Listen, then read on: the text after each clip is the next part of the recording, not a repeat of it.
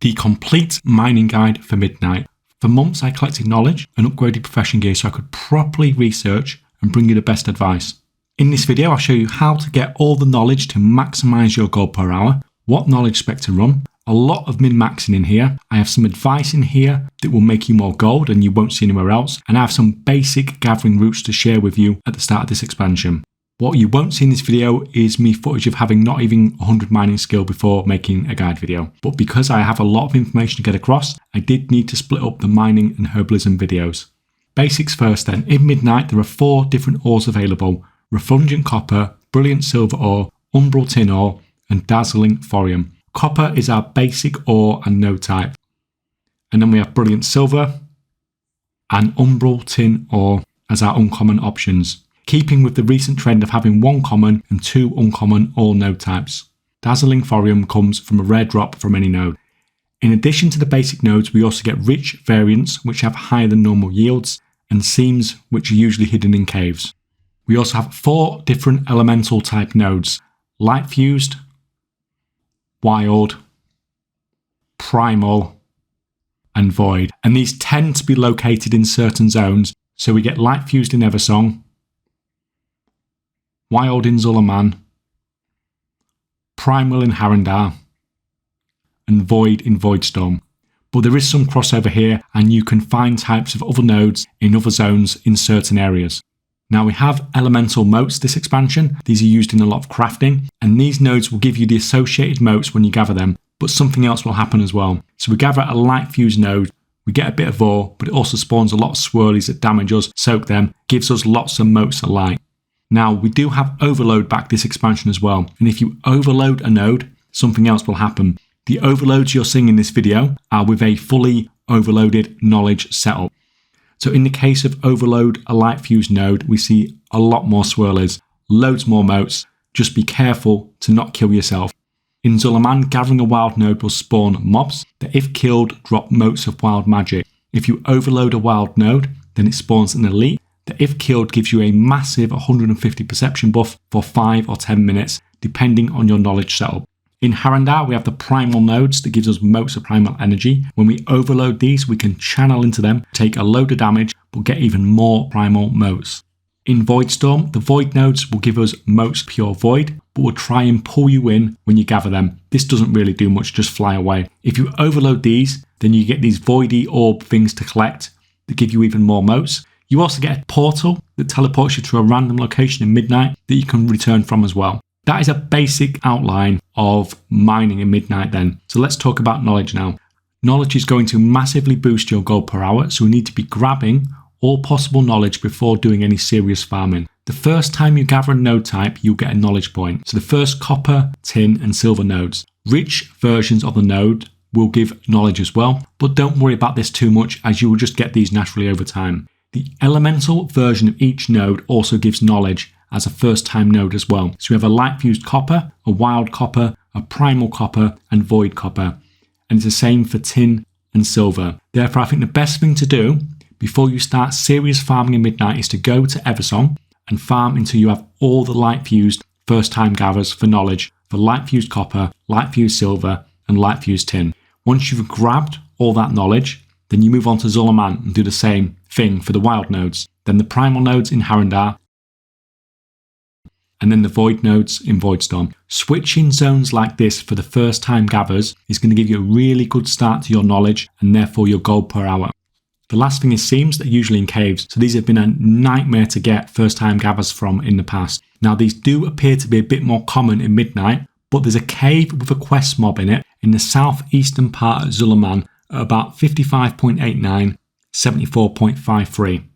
The seam spawn rate here seems to be pretty high. I've even had 2 seams in here on multiple occasions, which makes getting these first time gatherers easily. This is not a farm, this is just you're going here just to get these first time gatherers to get the knowledge points. If you combine everything I've said, then you should be able to get a huge boost to your knowledge. But before you do all that, you should grab profession treasures, as this is 24 fast and free knowledge points. So we want the solid ore punchers, 38.0, 45.3 in Western Eversong. The mobs are mostly ranged, you can just fly in, quickly grab it, run away. Spelunker's Lucky Charm, 42.0, 46.6 in Zul'Aman. On this branch, no mobs, bonus points if you can land directly on it. Amani Expert's Chisel, 33.44, 66.16. This is in Atal'Aman, a sub-zone of Zul'Aman. If you just put these coordinates in Zul'Aman, you'll end up in the wrong place. The Spare Expedition Torch at 38.8, 65.9 in southwestern Harandar. Star Metal Deposit, 41.8, 38.2 in northern Voidstorm. This one has a lot of phasing issues even late on the beta. Hopefully sorted for live, but if it's not, you may have to fly around a little bit to make this one spawn. The Miner's Guide to Voidstorm, 30.5, 69.1 in Slayer's Rise. Not in Voidstorm, but in the sub-zone within the northern part of Voidstorm. If you use this waypoint within Voidstorm, then you'll be in completely the wrong location. The Glimmering Void Pearl is at 28.7, 38.6. This is another one that's in Slayer's Rise as well, not in Voidstorm. And our final profession treasure is at 54.2, 51.5, once again in Slayer's Rise, inside the building, and that gets us done for our profession treasure collecting. Don't worry too much about remembering these locations. You can copy and paste them out of the description below if you need them. Now, like in previous expansions, you have a weekly handing quest for your trainer. This is a quick and easy 3 knowledge points. Just remember to do it every week. Also, like in previous expansions, you can gather 5 rare drops and 1 epic drop every week just from doing your mining. The rare drops are going to give you 1 knowledge point each, and the epic one's going to give you 3. It tells you in game how many more of these you need to get this week. Just make sure you grab all of these every week. You can also get Cloudy Quartz catch-up knowledge as well. These will start dropping when you're behind on your profession.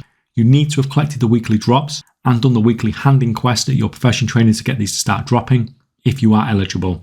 The Darkmoon Fair is another 3 fast and easy knowledge points. Go there, do the quest. Just don't forget about this one. The Darkmoon Fair is active the week that Midnight launches, and it's easy to forget about this in the new expansion hype.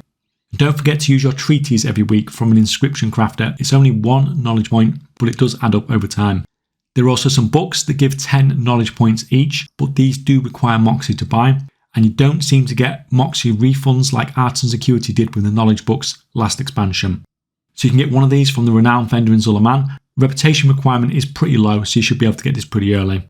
And the second one is from the Abundance event. To unlock this, go to Chell the Chop in the main hub area in Zul'Aman, 45.0, 67.6. Give you a quest that sends you to the northwest part of the zone to get started. It's basically just going to run you through the intro to the Abundance event. Once you've done that, it'll give you the weekly quest and give you 2 free shards of Dun which let you jump straight into the main event. You need to go to whichever zone is currently active with the Abundance event. So it'll be one of the 4 zones, and you just need to basically just run the Abundance event. So run in, kill stuff, collect stuff, hand stuff into the altars, and this is going to give you the currency that you need to be able to buy the 10 knowledge book, but you still will need Moxie as well as that currency. That is all of our potential knowledge then. So the basic mining knowledge build then. Everyone should put 40 points into malicious mining to get started. This is going to give you mining whilst mounted, which is absolutely huge. It also gives you a big skill increase to make it so you gather more rank 2 ore. After this, your next 50 points should go into plentiful ores for another massive increase in skill on every node we gather and some gathering stats as well. After this, 40 points into copper. This is only going to buff our copper nodes, but this will probably be the most expensive as well as being the most common node, so that makes sense to do this one first. And then you can just fill up the tin and silver nodes after that.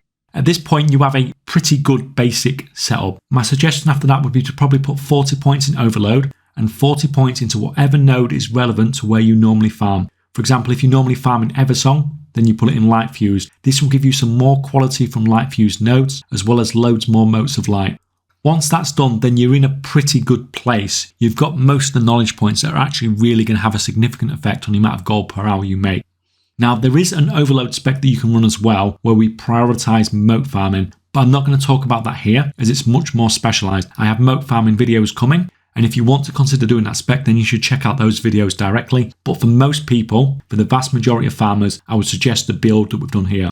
Profession gear wise, we now have epic profession tools added, so you can get uncommon, rare, and epic. Obviously, you just want to get epic as soon as possible. The profession accessories are fixed and they're the same for everyone, but we can choose the stats we get on our main tool with both missives and enchants. My favourite is deafness with a deafness enchant, which increases gathering speed, but I'm not going to argue this is the best. I just like how fast it makes everything, but you can replace a lot of that deafness you get here with consumables anyway. Perception is okay, I guess. I managed to get up to 75.8% perception in Midnight and could have gone further. I have a separate video for that coming out as it's pretty niche. If Dazzling Thorium turns out to be crazy expensive, like with Nullstones in the War Within, then it could well be worth stacking, but I don't think that will happen this time, as Thorium is just not used as much as Nullstones were. I think Finesse is probably the best safe choice for the majority of players. This is just going to give you more stuff, which is never an issue. We also have bonuses to Finesse in all of the ore type nodes as well now, which makes it even better. But I'll still be running Deafness because I like the way it feels when mining, and I'll be willing to do a lot more of it if it feels better to do. So mining and herbalism ratios then, which is best? Tauren gives +5 herbalism skill and deafness. High Mountain Tauren gives +5 mining skill and deafness. Drakfir gives us some perception. Earthen gives us more finesse. Harandar gives bonus to herbalism and finesse. And Night Elves have Shadow Mild, which can be helpful for dropping combat. I've heard arguments for all of these. Honestly, just pick whatever you want. None of these are significantly better than the others. Consumable wise, we have Dark Moon Firewater for a big buff to deafness. We have teas introduced in Midnight. These all give us speed bonus, finesse for Argent Leaf tea, perception with Sanguithorn tea, or deafness with Azerut tea. We also have files of finesse or perception as well. And of course we have buff stones again as well, so Refulgent, Razor Stone. All of these are going to help to increase your gold per hour. Now just remember that it can sometimes help your gold per hour if you farm in war mode and on low population role-playing servers as they phase differently. I promise you some farming routes. Well, over on the Discord I have written this guide and many other profession gold making guides just free to everyone, and we also have basic gathering routes each of the zones in Midnight as well. That's free, just go over there, copy and paste and use them yourself. If this video was helpful then please leave it a like and let me know in the comments below if you're going to be mining this expansion.